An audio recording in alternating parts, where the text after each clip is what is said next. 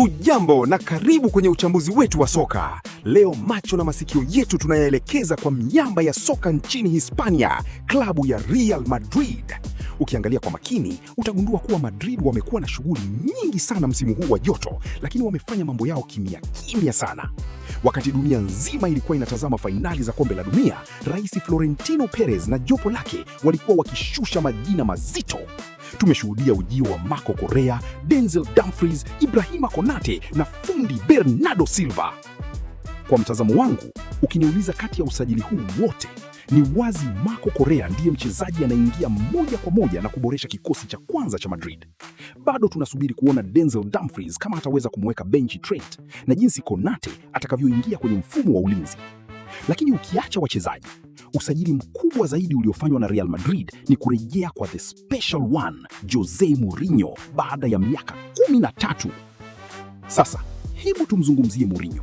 Kurejea kwake ni stori kubwa. Cha kushangaza ni kwamba tangu aanze kazi tarehe 13 Julai amekuwa kimya. Hajatambulishwa rasmi kwa vyombo vya habari na waandishi kule Hispania wanasubiri kwa hamu. Wengi wanamvizia namba ya telezi ili wamshambulie, hasa wale wenye visasi vya tangu miaka 13 iliyopita.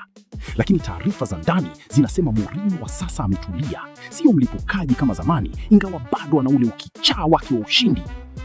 Kwa nini Mourinho anahitajika sana sasa hivi?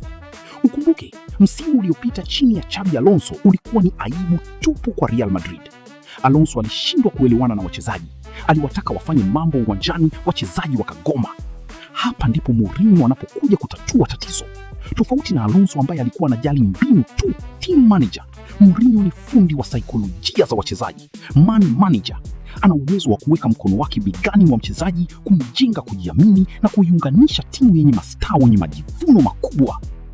Hata hivyo, pamoja na usajili huu wote, Real Madrid bado inahitaji moja kubwa la kimkakati uwanjani. Wanahitaji kiungo wa kati na jina sahihi ni Rodri wa Manchester City. Rodri amebakiza mwaka mmoja kwenye mkataba wake na anataka kurudi Hispania. Hakuna sababu ya kimantiki kwa nini Madrid wasimsajili nahodha huyu wa timu ya taifa ya Hispania. Lakini kuna kikwazo kimoja, Rais Florentino Perez. Kuna siasa za nyuma ya pazia hapa.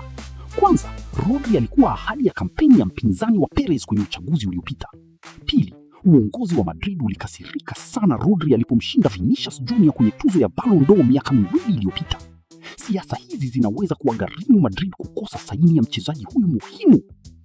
Tukihitimisha, nini kitafanya msimu huu uhesabike kuwa wa mafanikio kwa Real Madrid?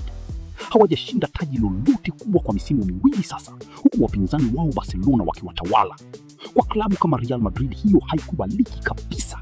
Kiwango chao cha mafanikio kiko wazi. Lazima washinde ama La Liga au ligi ya mabingwa Ulaya, yani Champions League. Hata wakifika fainali ya Ulaya na kushika nafasi ya pili kwenye ligi kisha wakabeba Copa del Rey, bado utahesabika kuwa ni msimu mbaya. Matarajio yako juu sana. Na wakiwa na Mourinho, macho yote yako Santiago Bernabeu. Msimu huu hautakosa vumbi na sarakasi, na sisi tutakuwepo hapa kukuletea kila kinachojiri. Mimi ni mzee wa mikeka ya bure. Tukutane tena kwenye uchambuzi ujao.